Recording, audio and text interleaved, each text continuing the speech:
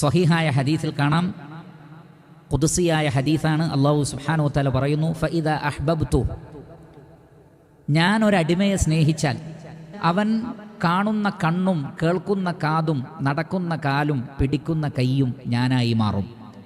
എന്ന് പറഞ്ഞാൽ ഈ അവയവങ്ങൾക്കൊക്കെ അള്ളാഹു പ്രൊട്ടക്ഷൻ നൽകും.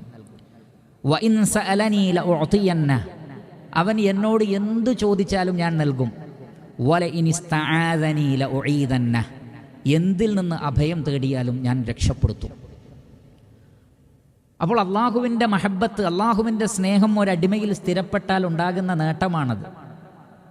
കാത്, കണ്ണ്, കാല്, കൈ ഒക്കെ അള്ളാഹു ആകുമെന്ന് പറഞ്ഞാൽ അതിൻ്റെ അർത്ഥം പിന്നീട് അള്ളാഹുവിൻ്റെ വൻപിച്ചതായൊരു തൗഫീഖ് ആ അടിമക്കുണ്ടാകും, അള്ളാഹുവിൻ്റെ സംരക്ഷണം ഉണ്ടാകും, പ്രാർത്ഥനകൾക്കൊക്കെ ഉത്തരം ലഭിക്കുന്ന സാഹചര്യമുണ്ടാകും. പ്രിയപ്പെട്ട സഹോദരങ്ങളെ, ധാരാളമായി ദിക്റുകൾ ചൊല്ലുന്നവരാണോ നമ്മൾ എന്ന് പരിശോധിക്കുക.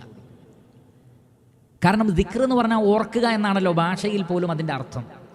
നമ്മൾ ആരെയാണ് ഓർക്കുക? നമുക്ക് ഏറ്റവും ഇഷ്ടമുള്ള ആളെ. നമുക്ക് ഇഷ്ടമുള്ള ആളുകളെ നമ്മൾ എപ്പോഴും ഓർത്തുകൊണ്ടിരിക്കും, എപ്പോഴും അവരെക്കുറിച്ച് പറഞ്ഞുകൊണ്ടിരിക്കും. അത് ഇഷ്ടത്തിൻ്റെ ഒരു അടയാളമാണ്.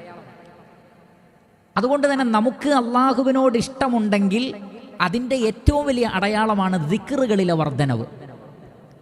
ദിക്റൻ കസീറ, ഉദ്കുറുല്ലാഹ ദിക്റൻ കസീറ. അള്ളാഹുവിനെ ധാരാളമായി നിങ്ങൾ ഓർക്കണം. കാരണം അത് മനസ്സിൽ നിന്ന് വരുന്നതാണ്. ആ ദിക്ർ എന്ന് പറയുന്നത് മനസ്സിൽ നിന്ന് ഓർത്തുകൊണ്ട് ആ വ്യക്തി എന്ത് ചെയ്യാണ്? കഴിവിൻ്റെ പരമാവധി ദിക്റുകൾ വർദ്ധിപ്പിക്കുകയാണ്. തസ്ബീഹും തഹ്ലീലും തക്ബീറും തഹ്മീദും ലാ ഹൗല വലാ ഖുവത ഇല്ലാ ബില്ലാഹ് തുടങ്ങിയ എല്ലാ ദിക്റുകളും. ഈ ദിക്റുകൾ വർദ്ധിപ്പിക്കാനുള്ള ഒരു തൗഫീഖ് നമുക്ക് ലഭിച്ചിട്ടുണ്ടെങ്കിൽ അറിയുക, അള്ളാഹു നമ്മളെ സ്നേഹിക്കുന്നുണ്ട് എന്നതിൻ്റെ അടയാളമാണ്.